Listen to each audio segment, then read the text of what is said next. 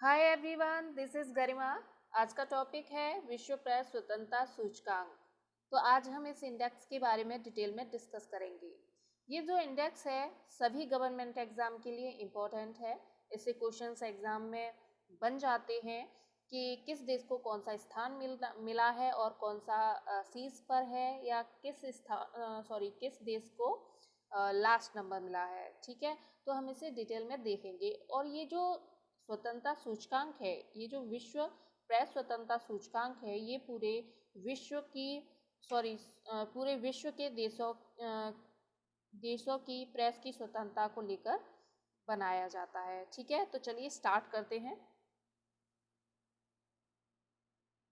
हाल ही में जारी 180 देशों के विश्व प्रेस स्वतंत्रता सूचकांक 2020 में भारत 142वें स्थान पर पहुंच गया है, जबकि बीते वर्ष ये जो स्थान था भारत का वो था 140, यानी कि दो अंक भारत की जो स्थिति है वो बिगड़ गई है। 2 अंक यानी कि 2 अंक और खराब हो गई है भारत की स्थिति विश्व प्रेस स्वतंत्रता सूचकांक में।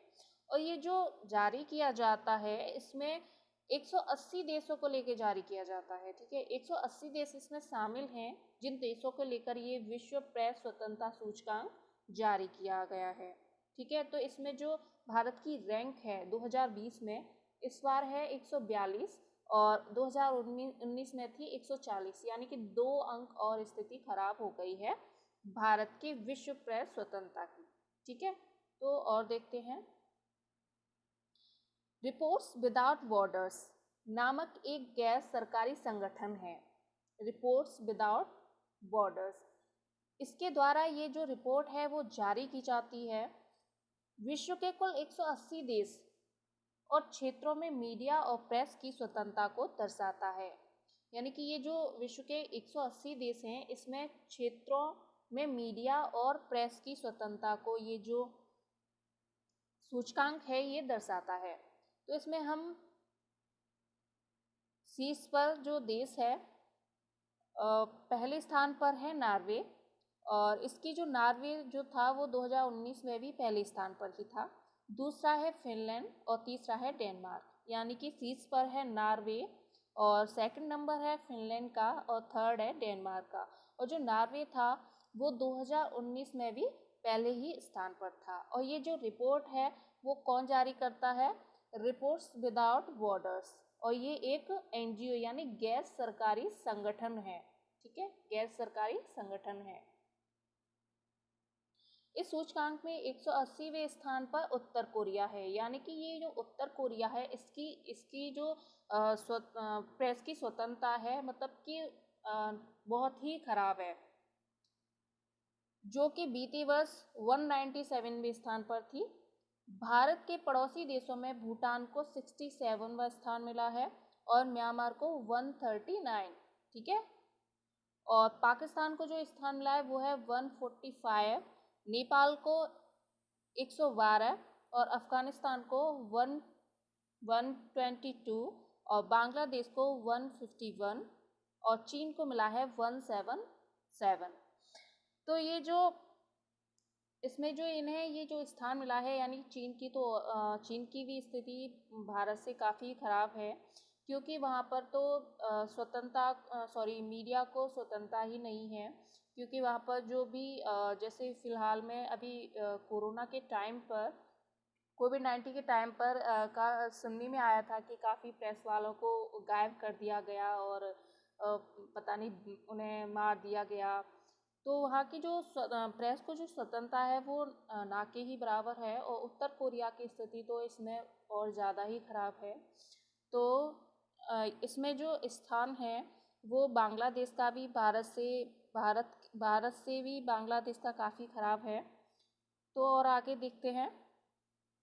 विश्व प्रेस स्वतंत्रता सूचकांक प्रत्येक वर्ष रिपोर्ट्स विदाउट बॉर्डर्स (आरएसएफ) द्वारा जारी किया जाता है। आरएसएफ द्वारा जारी विश्व प्रेस स्वतंत्रता सूचकांक का ये प्रथम संस्करण 2002 में हुआ था। ठीक है, जो प्रथम संस्करण हुआ था वो 2002 में प्रकाशित किया गया था। इस सूचकांक में पत्रकारों के लिए उपलब्ध स्वतंत्रता के स्तर के आधार पर 180 देशों की रैंकिंग की जाती है। यह सूचकांक बहुलतावाद के मूल्यांकन, मीडिया की स्वतंत्रता, विधायी ढांचे की गुणवत्ता और प्रत्येक देश तथा क्षेत्र में पत्रकारों की सुरक्षा पर आधारित मीडिया स्वतंत्रता की स्थिति का एक सरल विवरण प्रस्तुत करता है। ये जो सूचकांक है इसमें बहुलतावाद के मूल्यांकन और इसमें मीडिया की स्वतंत्रता, सुरक्षा पर मतलब पत्रकारों की सुरक्षा पर आधारित मीडिया स्वतंत्रता, ये सब इसमें प्रस्तुत करता है। रिपोर्ट्स विदाउट बॉर्डर्स के बारे में जान लेते हैं, ये क्या है। रिपोर्ट्स विदाउट बॉर्डर्स एक अंतर्राष्ट्रीय गैर सरकारी और गैर लाभकारी संगठन है जो सार्वजनिक हित में संयुक्त राष्ट्र, यूनेस्को, यूरोपीय परिषद, फ्रैंकोफोनी के अंतर्राष्ट्रीय संगठन और मानव अधिकारों पर अफ्रीकी आयोग के साथ सलाहकार की भूमिका निभाता है। रिपोर्ट्स विदाउट बॉर्डर्स को रिपोर्ट्स सन्स फ्रंटियर के नाम से भी जाना जाता है और इसका जो मुख्यालय है वो है पेरिस में। मीडिया की स्वतंत्रता क्यों आवश्यक है? प्रेस या मीडिया सरकार और आम नागरिकों के मध्य संचार के माध्यम के रूप में कार्य करता है। ये जो प्रेस होता है, जो मीडिया होता है, वो क्या करता है, सरकार और आम नागरिकों के मध्य संचार के माध्यम के रूप में कार्य करता है। मीडिया नागरिकों को सार्वजनिक विषयों के संदर्भ में सूचित करता है और सभी स्तरों पर सरकार के कार्यों की निगरानी करने में महत्वपूर्ण भूमिका अदा करता है। यानी कि महत्वपूर्ण भूमिका अदा करता है प्रेस, सरकार के कार्यों की निगरानी और उनके जो कार्य और उनकी जो योजनाएं होती हैं उन्हें लोगों तक पहुंचाना एक महत्वपूर्ण भूमिका अदा करता है मीडिया। तात्पर्य है कि किसी भी लोकतंत्र में सूचना की स्वतंत्रता एक मौलिक अधिकार है। संविधान में भी इसे मौलिक अधिकार बताया गया है, सूचना की स्वतंत्रता। किंतु आंकड़े दर्शाते हैं कि दुनिया की लगभग आधी आबादी की स्वतंत्र रूप से रिपोर्ट की गई सूचना और समाचार तक कोई पहुंच नहीं है। रिपोर्ट्स विदाउट बॉर्डर्स के अनुसार वर्ष 2020 में वैश्विक स्तर पर अब तक कुल 10 पत्रकारों की हत्या कर दी गई है और 228 पत्रकारों को कैद कर लिया गया है। वहीं इस वर्ष अब तक 116 नागरिक पत्रकारों को भी कैद कर लिया गया है। अनुच्छेद 19A में आर्टिकल 19A में हमारे संविधान में आर्टिकल 19A में व्यक्तिगत या बोलने की आज़ादी, प्रेस की आज़ादी, सूचना का अधिकार यानी कि RTI 2005 में जो लागू हुआ था, ये अनुच्छेद 19A में इन्हें वर्णन किया गया है इनका। यानी कि ये 19A के तहत आते हैं कि हमें बोलने की आज़ादी है और प्रेस की भी आज़ादी है, सूचना का अधिकार भी है। तो ये संविधान के अनुच्छेद 19 में इसका वर्णन किया गया है। यानी इस टॉपिक को देखते हुए इसमें ये संविधान में से जगह भी दी गई है प्रेस की आज़ादी को कि ये आप आर्टिकल 19 के तहत इसे आप यूज कर सकते हैं। RSF द्वारा एकत्रित आंकड़ों के अनुसार वर्ष 2019 में भारत में किसी भी पत्रकार की मृत्यु नहीं हुई है। 2019 में भारत में किसी भी पत्रकार की मृत्यु नहीं हुई है, जबकि 2018 में देश में कुल 6 पत्रकारों की मृत्यु हुई थी। यानी कि 2018 में 6 पत्रकारों की मृत्यु हुई थी।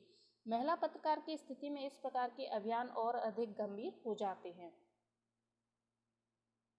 रिपोर्ट में स्पष्ट तौर पर कहा गया है कि भारत में आपराधिक धाराओं को उन लोगों, खासकर पत्रकारों के विरुद्ध प्रयोग किया जा रहा है जो अधिकारियों की आलोचना कर रहे हैं। उदाहरण के लिए बीते दिनों देश में पत्रकारों पर भारतीय दंड संहिता IPC की धारा 124 से राजद्रोह के प्रयोग के कई मामले सामने आए हैं।